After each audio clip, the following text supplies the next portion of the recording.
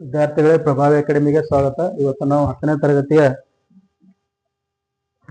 9.1 ತ್ರಿಕೋನಮಿತಿಯ ಕೆಲವು ಅನ್ವಯಗಳು, ಇದರಲ್ಲಿ 13ನೇ ಲೆಕ್ಕವನ್ನು ನೋಡೋಣ.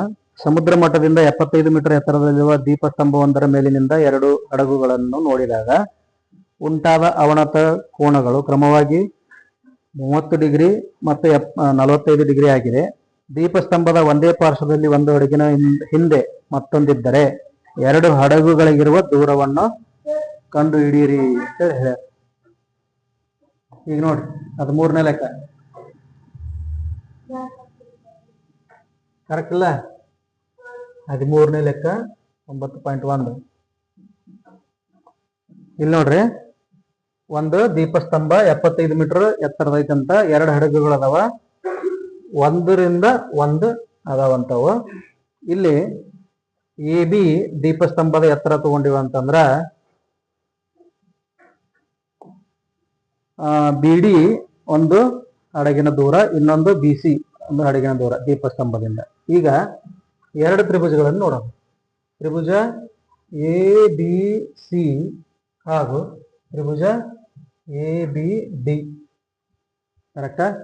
ಇಲ್ಲಿ ನಾವು ಇಲ್ಲಿ ಅವನತ ಕೋನಗಳನ್ನು ಕೊಟ್ಟಾರ.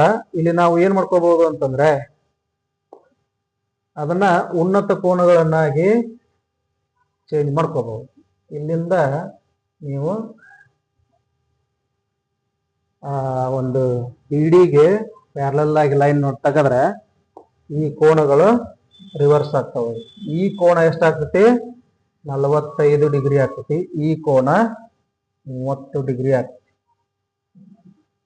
ಈಗ ಏನಾಗುತ್ತೆ, ಎ ಬಿ ಡಿ ದೊಳಗೆ ನೋಡಿದ್ರ ಅಥವಾ ಎ ಬಿ ಸಿ ಇಂದ, ಎ ಬಿ ಸಿ ತ್ರಿಭುಜದಲ್ಲಿ, ತ್ರಿಭುಜ ಎ ಬಿ ಸಿ ದಲ್ಲಿ ಕೋನ ಎಷ್ಟಾಗೈತಿ? 45. ಈಗ ನಾವೇನ್ ಮಾಡೋಣ? ಅಭಿಮುಖ ಬೈ ಪಾರ್ಶ್ವ. ಅಭಿಮುಖ ಬೈ ಪಾರ್ಶ್ವ ಎಷ್ಟಾಗಿರ್ತೈತಿ? ಟ್ಯಾನ್. ಟ್ಯಾನ್ ಎಷ್ಟಾಯ್ತು ಇಲ್ಲಿ degree? 45 degree. 45 is equal to ಅಭಿಮುಖ ಯಾವ್ದು ತಗೊಂಡಿವಿ? A B. ಪಾರ್ಶ್ವ ಯಾವ್ದಾಯ್ತು?